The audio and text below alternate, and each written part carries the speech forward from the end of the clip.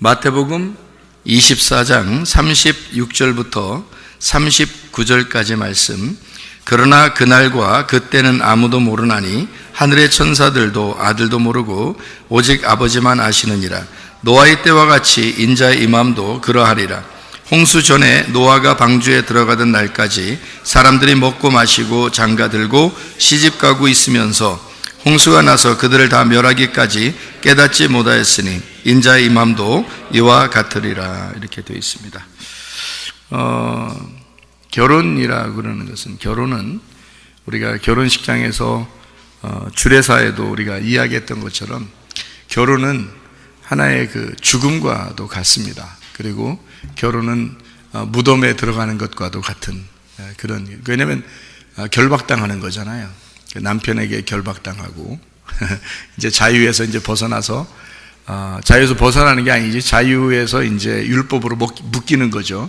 그러니까 남편에게 묶이는 거고 아내에게 묶이는 이제 그런 무덤으로 들어가는 것이 바로 결혼 생활입니다. 결혼 생활에 들어가게 되면 이제 묶였으니까 자기가 죽은 거죠. 그 무덤 안에 들어간 거니까, 죽은 거니까 거기에서 풀어줄 수 있는 사람은 자기가 스스로 풀어나가기가 어렵고 주변의 사람들이 다 도와주어야 이게 풀려 나가는 거죠. 그러니까 그 죽음이라는 무덤에서 벗어날 수 있게 하는 것은 주변 사람들이 다 도와줘야 되는 거예요. 시아버지도 도와주고 시어머니도 도와주고 친정엄마도 도와주고 친정아빠도 도와주고 또 친구들도 도와주고 또 성도들도 같이 도와주고, 이렇게 다 도와줌으로써 거기 이제 부활시키는 겁니다. 그 결혼 생활이 이렇게 아름다운 게 결혼 생활이구나 라는 것을 알려주는 거죠. 그러니까 무덤에 우리는 이제 죽어서 들어가는데 진짜 결혼 생활을 이제 누리게 되면 행복을 이제 찾게 되는 거죠.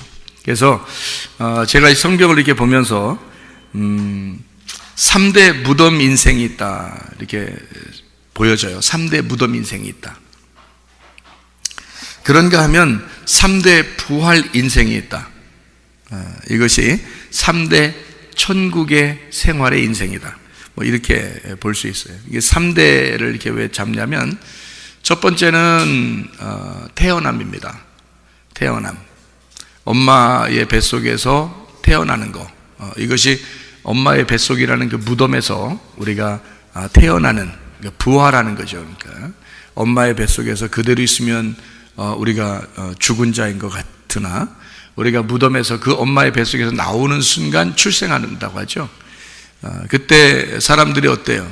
아이가 이렇게 나올 때, 아기가 태어날 때 생일을 맞이하죠. 첫 번째 생일을 맞이하는 거죠. 태어나는 거잖아요. 그러면 막 기뻐요, 안 기뻐해요? 사람들이 막 기뻐하죠. 아기 태어나면 막 슬퍼해요. 사람들이 가가지고 막 울고 그래요. 막 슬퍼해서 너 왜 태어났니? 너 왜 태어났니? 막 그래요? 그런 거 아니잖아. 애가 태어나면 막 기뻐한다고. 왜 기뻐해요?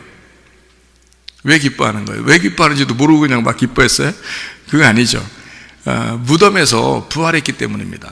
엄마 뱃속에서 그대로 있었으면 네가 큰일 날 뻔했는데 여기서 나왔구나. 이 세상에 부활해서 나왔구나. 살아보려고 한번 나왔구나. 이렇게 이제 생각을 하게 되니까 기뻐서 막 축하해 주죠. 그러니까 부활에 대한 축하입니다. 그러니까 그 엄마의 뱃속이라는 무덤에서 부활했다, 이런 축하예요. 그런가 하면 이제 한참 살다가 청년기를 맞이해서 남자 여자를 만나요. 그러니까 자기가 여러 여자도 만날 수 있고 여러 남자도 만날 수 있는데 그냥 딱 묶여버리겠다는 거예요. 그래서 아예 결혼이라는 무덤으로 확 들어가 버리는 겁니다. 그래서 무덤 안에 들어갔는데 거기에서 이제 진짜 결혼 생활의 아름다움을 발견하는 거예요. 성경을 이제 통해서, 성경이 다 결혼에 대한 이야기는, 예수님이 신랑이고 우리가 신부니까 결혼에 대한 이야기란 말이에요. 그래서 여기에서 이 결혼이라는 것이 이런 묶이는 게 아니라 여기서 뭔가 행복이라는 게 있구나. 진짜 결혼 생활에 대한 진짜 행복이 있구나. 남들이 경험하지 못한 어떤 진짜 행복, 진짜 기쁨이 이 안에서 있구나라는 걸 발견하게 될 때 결혼이라는 무덤에서 벗어나게 되는 거죠. 이게 결혼이 이제 부활이 되는 거예요. 결혼 생활이 되는 거죠. 그래서 이거 결혼 생활을, 결혼식에는 우리가 막 손잡고 들어가든 혼자 들어가든 결혼식장 안에는 무덤으로 들어가는 거예요. 그런데 이제 결혼 생활을 하는 것은 무덤에서 벗어나, 결혼식이 끝나잖아요. 이제 무덤에서 벗어나서 이제는 부활의 생활을 하는 것이 결혼 생활이 돼야 된다, 이 말입니다. 그러니까 무덤의 생활이 아니라 부활의 생활을 하는 것이 결혼 생활이다, 그 말이에요. 이러다가 이제 우리가 살다가 노년이 돼서 나중에 마지막에 이제 죽으면요, 진짜 무덤 갑니다. 진짜 무덤 가면 거기서 끝나는 게 아니라 그 무덤에서 부활하는 거죠. 그 무덤에서 부활할 때 이제 진짜 부활하게 되는 거죠. 그때는 부활의 생활이 아니라 천국의 생활을 하게 되는 거죠. 그러니까 우리는 이 땅에서 이제 태어나서 출생하게 되고, 그 다음에 이 땅의 무덤에 들어가 다시 이 땅에서 부활한 삶을 살게 하다가 우리가 마지막 이 땅에 이제 죽음에 이르렀을 때 우리의 몸이 이 땅에 이제 갇혀버리죠. 완전히 흙은 흙으로 갇혀버리고 생기는 생기가 하늘로 올라가서 천국의 생활을 누리게 된다는 거죠. 이게 3대 무덤 생활, 3대 부활의 생활, 3대 천국의 생활이란 말이에요. 그러니까 우리가 출생했을 때의 천국의 생활, 결혼 생활할 때의 그 천국의 생활, 그리고 마지막 하늘나라 올라가서 천국의 생활, 이렇게 하게 될 수가 있다, 그런 말이에요. 그러니까 결혼이라는 것은 어떤 사람에게는 참 불행하고 어떤 사람에게는 정말 행복한 생활이 될 수 있다는 거죠. 그래서 결혼은 해도 되고 안 해도 되고가 아니라 꼭 해야지만이 이 성경을 이해할 수가 있다. 저도 결혼 생활은 좋겠지만, 전 내 나름대로 생각에 결혼 생활은 뭐 괜찮겠는데, 결혼식 하는 게 얼마나 부담스러운지요. 결혼식 한다는 게 너무 부담스러운 거예요. 왜냐면 미안하잖아. 사람들 나 때문에 다 오라고 해야 되고 미안하잖아요. 그거 뭐 밥 한 끼 먹이고 이렇게 보낸다는 게, 그리고 또 돈도 다 걷잖아요. 오늘 미안해요. 막 돈도 그러니까 뺏는 것 같죠. 그리고 밥 한 끼 먹여서 이렇게 보내죠. 또 사람들 다 모이라고 그러죠. 거기다가 사람들 다 모였는데, 사람들 다 모였을 때 막 그 앞에서 이렇게 막 외성적인 사람은, 성격이 외성적인 사람은 막 그걸 즐기는 사람도 있겠지만, 우리 같이 이제 내성적인 사람들은 있잖아요. 부끄럽지 않아. 사람들이 다 쳐다보는데 자기들이 주인공이야. 그거 어떻게 해? 막 부끄럽다고, 막 미안하고 부끄럽고 막 창피하고 막 이런다고요. 그러니까 결혼 생활, 그러니까 결혼식 안 하고 결혼 생활 다 그냥 들어갔으면 좋겠어요. 그냥 결혼식 안 하고 그냥 혼인신고만 하고, 자기들끼리 혼인신고, 자기들끼리 하는 거니까 부끄럽지 않잖아요. 그러니까 혼인신고하고 그냥 결혼 생활 했으면 좋겠다, 이런 생각도 해본 적이 있어요. 근데 오늘날 하나님 앞에 기도하는데, 하나님이 땅에서 네가 매이면 하늘에서도 매이는 거고, 땅에서 풀리면 하늘에서도 풀리는 거야, 그런 응답을 주셨어요. 그때가 이제 어느 때냐면 제가 결혼하기 바로 전에 그걸 주셨어요. 저는 막 결혼에 대해서 부담스러워하고 있는데 하나님이 그 응답을 주신 거예요. 분명하게 주셨어요. 그래서 제가 깜짝 놀랐어요. 그래서 그게 뭐냐 했더니, 그게 뭐냐면 결혼을 안 해도 되죠. 사랑하니까. 결혼이라는 건 사랑에 대한 증표니까, 뭐 사랑하니까 그냥 같이 산다, 뭐 괜찮잖아요. 그럴 수 있어요. 그런데 사람들에게 보여주는 거하고 안 보여주는 거하고는 어떤 차이가 있냐면, 땅에서 묶이고 땅에서 풀리고, 이것을 사람들에게 보여줌으로써 공신력을 갖는다는 거죠. 그러니까 공식적이 되는 거란 말이에요. 그러니까 사람들에게 인정을 받는 그 공식적인 확인이 없이는 하늘나라에서도 그게 확인이 안 되는 것이다, 이렇게 되는 거죠. 그러니까 땅에서, 교회에서 이제 집사님 되잖아요. 교회에서 목사님 되잖아요. 그러면 하늘나라에서도 집사님을 집사님으로 여깁니다. 하늘나라에서도요. 목사님을 목사님으로 여겨요. 그러니까 물론 이제 우리의 목자 되신 분은 예수님이시죠. 하늘나라 올라가면 우리들은 이제 다 새끼 목자들이 새끼 목자. 진짜 목자님은 이제 예수님이고 우리는 다 새끼 목자예요. 근데 그런데 이제 내가 이제 주님을 만났다. 땅에서 사는 동안에 하늘나라 올라가기 전에, 올라가면 다 똑같아지죠. 근데 올라가기 전에 이제 주님을 만났다 그러면 주님이 나한테 뭐라고 하겠어요?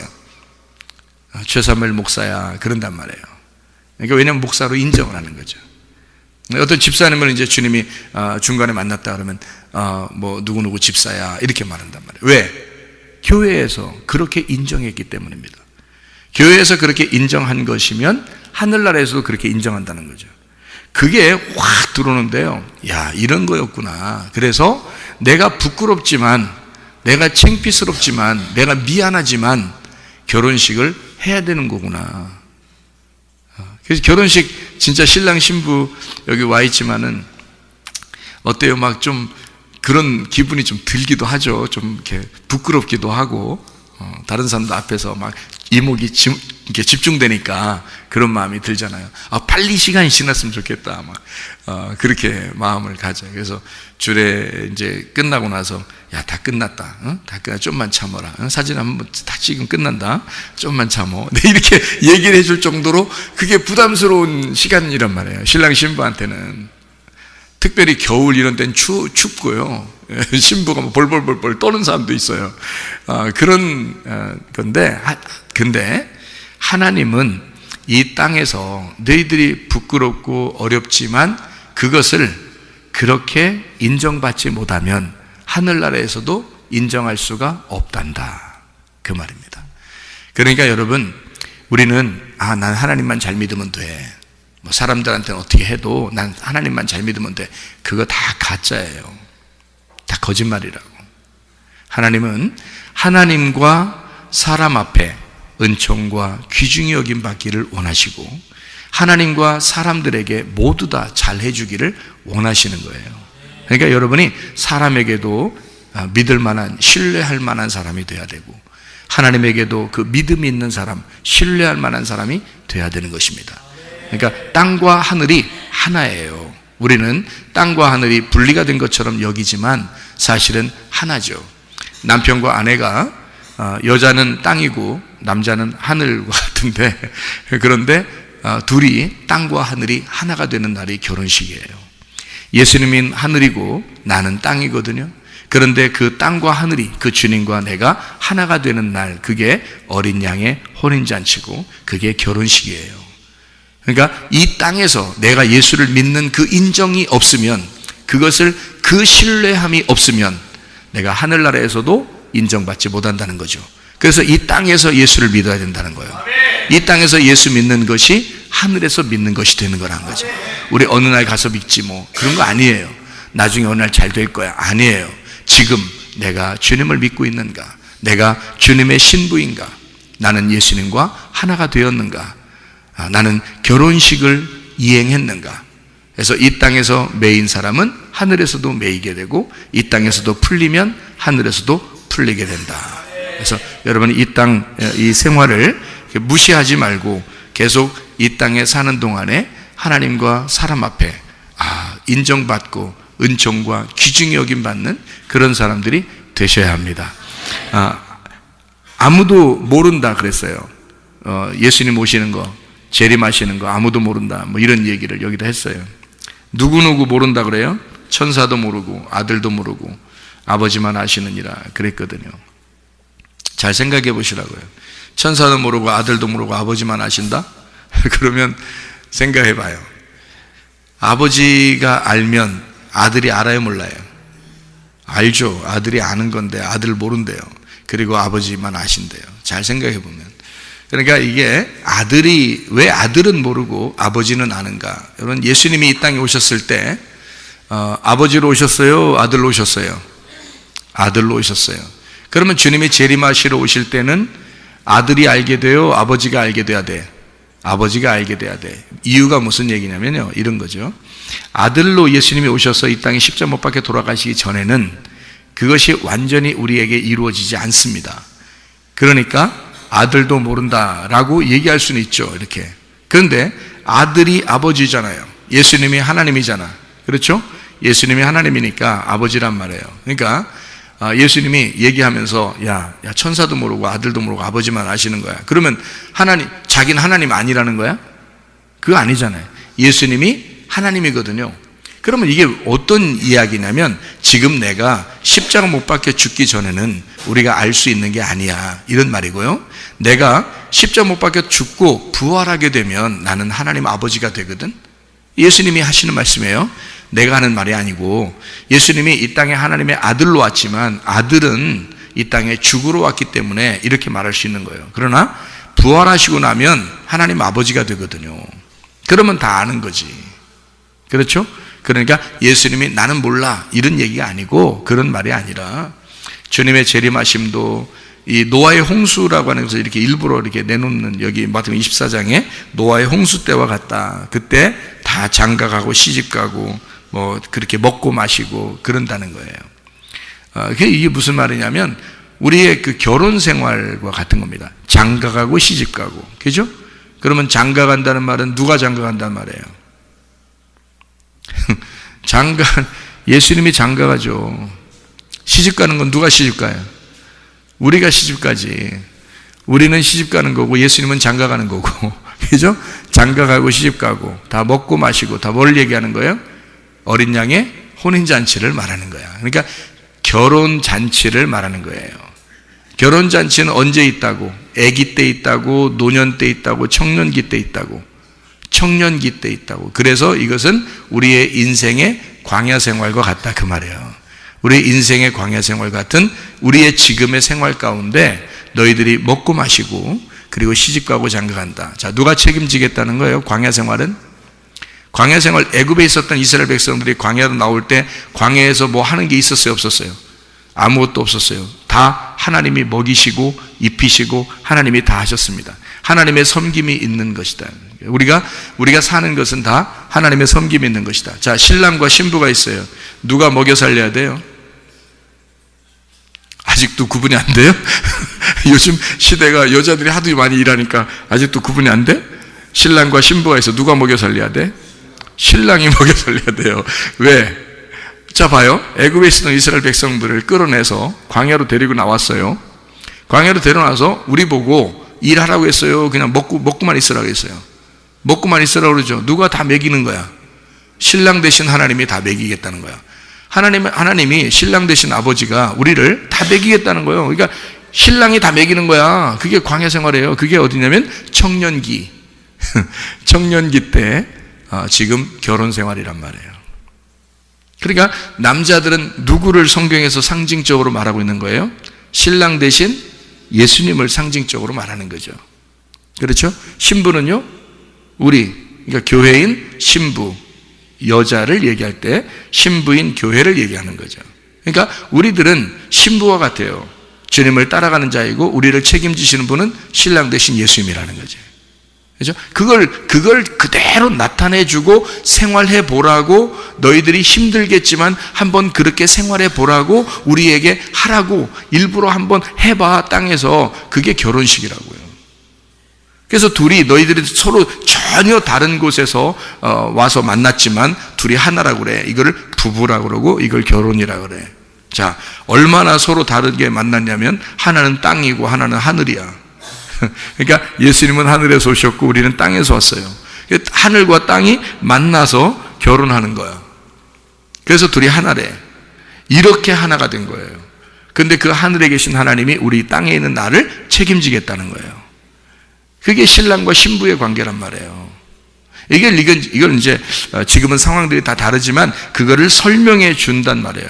그러니까 노아 홍수가 있죠. 먹고 마시고 장가들고 시집가고 그 얘기가 있죠. 그리고 그날은 아무도 모른다 그러죠. 여러분, 주님께서 우리에게 임하시는 날, 그게 첫 번째 재림이신데요.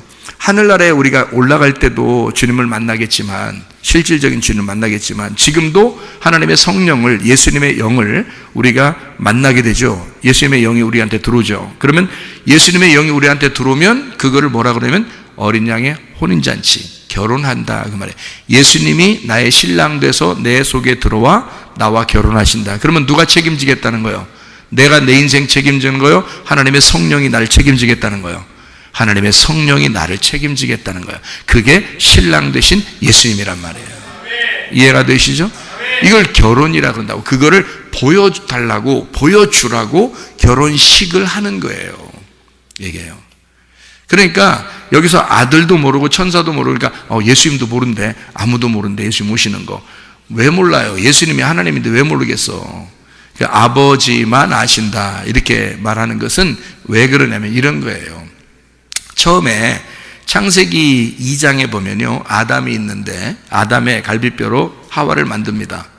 그런데 내 뼈 중에 뼈요, 내 살 중에 살이라고 얘기하죠, 그죠? 그렇게 얘기하죠. 그러면서 그 하와하고 아담하고 둘이, 아담은 또 하나의 자기를 만들어낸 거예요. 아담을 만들어낸 거죠. 그러니까 아담이 아담을 만들었는데 그걸 이름을 하와라 이렇게 부른 거예요. 하와는 생명, 호흡이라는 얘기고 숨이라는 얘기니까 아담의 숨이라는 얘기예요. 자, 아내는 남편의 뭐라고? 남편의 숨이라고, 남편의 호흡이란 말이에요. 그러니까 아내 없이 남편이 숨을 쉴 수 있다 없다? 숨을 쉴 수가 없다. 남편은 아내, 그러니까 그걸 하와라 부른 거예요. 그러니까 아담과 하와를 괜히 그냥 하와 이렇게 말한 게 아니에요, 성경에서. 그러니까 아담으로부터 하와가 나왔고 하와는 또 하나의 아담인 거예요. 그러니까 아담은 그 속에서 자기의 뼈요, 자기의 살인 진짜 아담이 밖으로 나와서 자기에게 보여진 것입니다. 이 땅에서 여기죠? 자기에게 보여진 거예요. 그러니까 그 주님도 우리를 그렇게 생각하시는 거야. 주님도 우리 신부인 교회를 자기의 진짜 호흡이라고 생각하는 거죠. 그러니까 우리를 통해서 예수님은 숨을 쉬는 거예요. 그러니까 신랑과 신부 중에서 신랑은 신부를 보면서 숨을 쉬는 거죠. 이게 숨을 쉬는 거지. 신부 없이는 뭐 숨도 못 쉬는 거야. 그게 결혼이라고 하는 거예요. 아름다운 거죠. 그러니까 이걸 뭐라 하냐면 둘이 하나인 거야. 그러니까 원래부터 하나인 거예요. 하나님은 원래 이걸 신랑 되신 예수님과 신부인 교회를 갖다가 이거를 갖다가 만들어서 그 속에서 나온 하나를 이게 만들어낸 거거든요. 그래 놓고서 이제 뭐라고 얘기하냐면, 자, 남자가 부모를 떠나 이렇게 말하죠. 남자가 부모를 떠나 아내와 합하여 한 몸을 이룰지니라. 이게 뭐 결혼식의 멘트예요. 항상 결혼식에 목사님들이 이제 말씀 나눌 때 그 멘트거든요, 그게. 자, 남자가 부모를 떠나 한 여자와 합하여 아내와 합하여 한 몸을 이룰지니라. 그렇게 돼요. 그럼 한 몸을 다 이루었어, 둘이. 남자하고 여자하고 한 몸을 다 이루었어. 그럼 어떻게 돼? 어떻게 둘이 한 몸을 이루었으면요? 그럼 둘이 한 몸을 다 쎄 이래요? 둘이 한 몸을 다 이루었어요. 그럼 어떻게 해? 열매가 나오죠? 그래서 열매가 나오는 거야. 그러니까 열매가 나오면 뭐라고 그래? 열매가 나오면 이 남자가 여자를 만나 열매가 나왔어. 그럼 남자가 여자를 만난 걸 뭐라고 그래, 이걸? 열매한테는. 열매가 뭐라고 불러? 열매가 뭔지를 몰라요? 열매가 뭐라고 불러? 예? 아빠, 엄마, 그러죠? 아빠, 엄마라 그러지, 열매가. 그러니까 남편과 아내가 둘이 만나서 한 몸을 이뤘더니 열매가 나왔어. 그랬더니 그 열매가 이제 남편과 아내를 뭐라고 부르냐면 아빠, 엄마 그렇게 불러요. 그래서 부모가 되는 거야. 그래서 한 몸을 이루어 부모가 되는 거예요. 그러니까 한 몸을, 남편과 아내가 한 몸을 이루어 열매를 맺으면 부모가 되는 거란 말이에요. 무슨 말인지 아시겠어요, 이거? 굉장히 중요한 말인데. 부모가 된단 말이에요. 그러니까 부모가 뭐라고 하는 거예요? 부모를 아버지, 어머니 이렇게 말하죠, 그죠? 예, 아버지, 어머니 이렇게 한다고. 그러니까 아버지, 어머니, 부모를 아부엠이라고 합니다. 히브리어로 아부엠. 이 말은 뭐냐면 성전의 말씀이라고 말하는 겁니다. 하나님의 성전에, 하나님의 집에 있는 말씀, 이게 아부엠이에요. 그러니까 부모를 공경하라는 말은 이 말도 같아요. 하나님의 성전에서 이렇게 전달되는 그 말씀을 네가 공경하라, 그 말이 되는 겁니다. 그러니까 부모를 공경하는 말은 이 땅의 부모도 공경해야 되지만 성경적으로 말하면 하나님의 집에 있는 그 말씀이 하나님이고 그게 너의 진짜 부모야. 그래서 그 부모에게 효도하고 공경하라, 이런 말이 되는 거예요. 이게 아부엠이라는 말입니다. 그러니까 부모가 된다, 아버지, 어머니가 된다. 다시 말하면 그 아버지, 어머니가 되는 그 아버지가 그 나를 아신다, 그 말이죠. 무슨 말인지 알겠어요? 아무도 몰라, 아들도 모르고 천사들도 모르는데 아버지는 아신다, 그 말이에요. 그럼 어떻게 된 사람만 아는 거야? 죽어서 부활된 자만 아는다, 그 말이죠. 죽어서 부활된 자, 그러니까 진정으로 회개하고 빛의 갑옷을 입은 자가 알게 된다, 그 말이고요. 전신갑주를 입어서 하나님 아버지의 삶을 사는 자, 다시 말하면 네 속에 예수 그리스도라고 하는 진리의 말씀을 잉태하고 그 진리의 말씀을 깨달아 그것을 출산한 자가 너가 알게 될 것이다, 그 말이에요. 주님의 오심을. 무슨 말인지 알겠어요? 다 모른다 그러면 다 몰라야 되잖아. 그런데 아버지는 아신다잖아. 그러니까 아버지가 되면 알잖아, 그죠? 그러니까 예수님이 어떻게 됐어? 아들로 죽고 부활해서 아버지가 되셨죠. 이해가 돼요? 그러니까 아버지가 되실 때는 안다, 그 말이죠. 데살로니가전서 5장 1절부터 10절까지 말씀인데 그거 한번 읽어보고 마치도록 할게요. 데살로니가전서 5장 1절부터 10절까지 말씀인데 여기에 제가 2절하고 읽을게요. 주의 날이 밤에 도둑같이 이를 줄을 너희 자신이 자세히 알기 때문이라. 그들이 평안하다 안전하다 할 그때에 임신한 여자에게 해산의 고통이 이름과 같이 멸망이 갑자기 그들에게 이르리니 결코 피하지 못하리라. 형제들아, 너희는 어둠에 있지 아니하매 그날이 도둑같이 너희에게 임하지 못하리니, 이랬죠. 5절에 보니까 너희는 다 빛의 아들이요 낮의 아들이라. 우리가 밤이나 어둠에 속하지 아니하니 그러므로 우리는 다른 이들과 같이 자지 말고 오직 깨어 정신을 차려라, 이렇게 이야기했습니다. 무슨 말이냐면 우리한테는 도둑같이 임하지 않는데요. 왜요?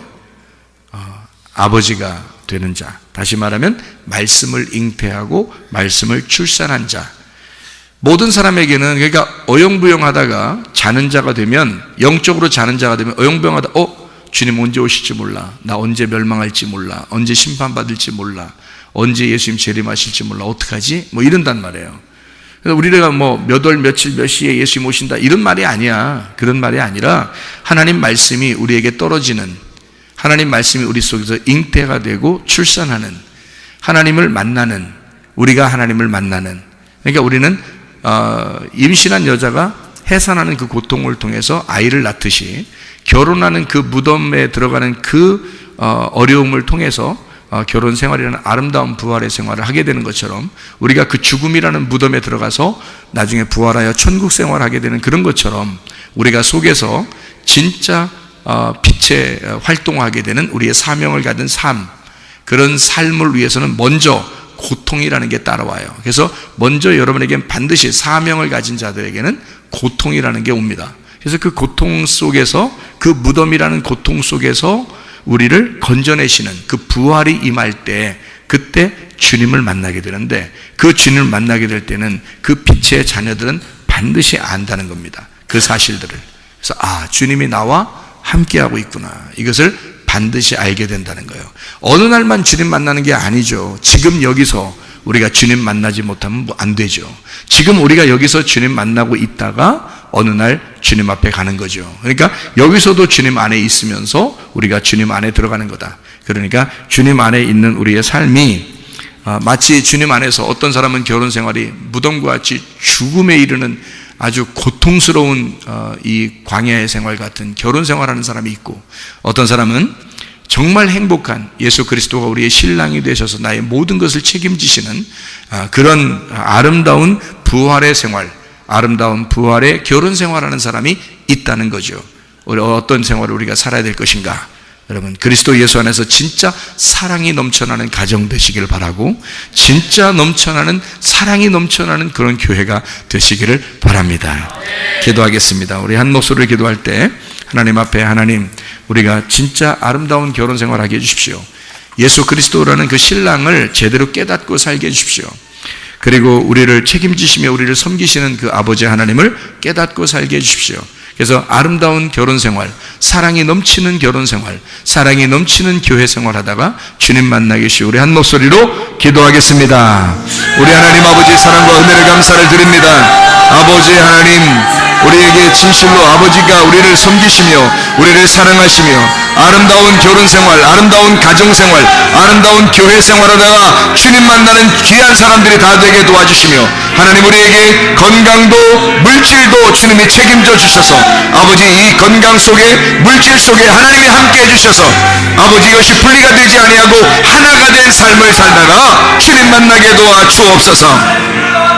비염은 떠나갈지어다, 아토피 떠나갈지어다, 위장병 떠나갈지어다, 어지럼증 사라질지어다, 두통은 사라질지어다, 류마티스 관절염 떠나갈지어다, 어깨 통증 사라질지어다, 허리 디스크, 목 디스크 떠나갈지어다, 심장병 온전해질지어다, 각종 종양 암돌이 떠나갈지어다, 감기 몸살 온전해질지어다, 협착증 사라질지어다, 건선 피부 온전해질지어다, 이명은 사라질지어다, 장애면역 질환 온전해질지어다, 식도염 사라질지어다, 혈액결석 떠나갈지어다, 전립선 온전해질지어다, 우울증, 불면증, 공황장애, 두려움, 불안, 초조 다 떠나갈지어다, 음란, 거짓, 돌출, 미움, 욕심, 영혼 다 떠나갈지어다. 성령 충만하게 도와주시고 아름다운 결혼생활하고 아름답게 주님 앞에 아름다운 사랑의 삶을 살다가 주님 만나게 도와 주시옵소서.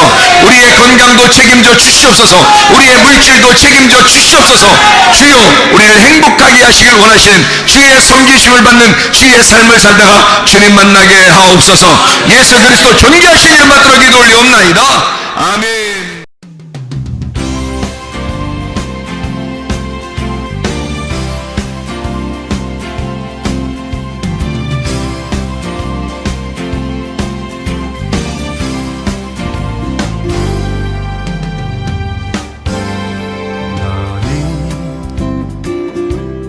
너머로 뻗은 나무 가지에 푸른 열매처럼 하나님의 귀한 축복이 삶에 가득히 넘쳐날 거야.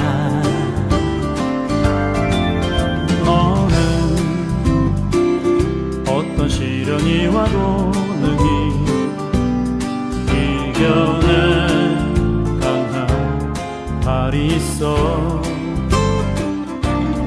전능하신 하나님께서 너와 언제나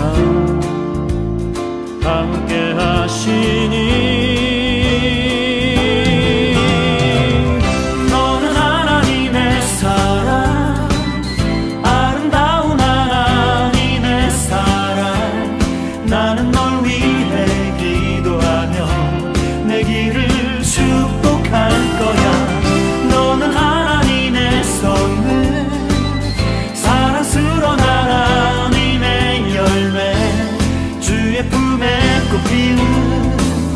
나무가 되어줘.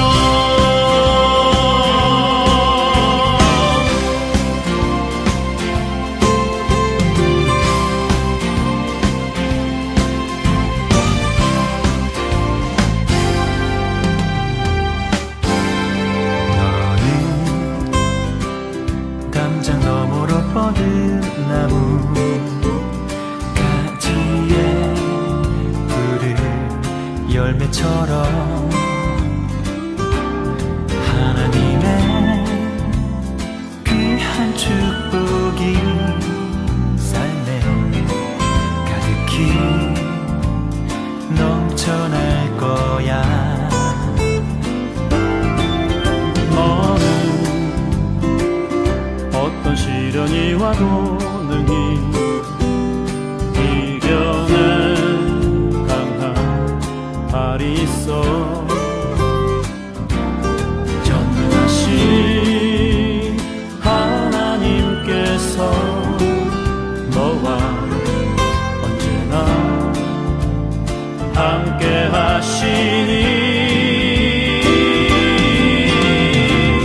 너는 하나님의 사랑, 아름다운 하나님의 사랑.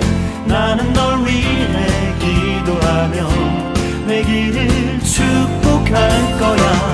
너는 하나님의 선물, 사랑스러운 하나님의 열매, 주의 품에 꽃피는 나무가 되어줘.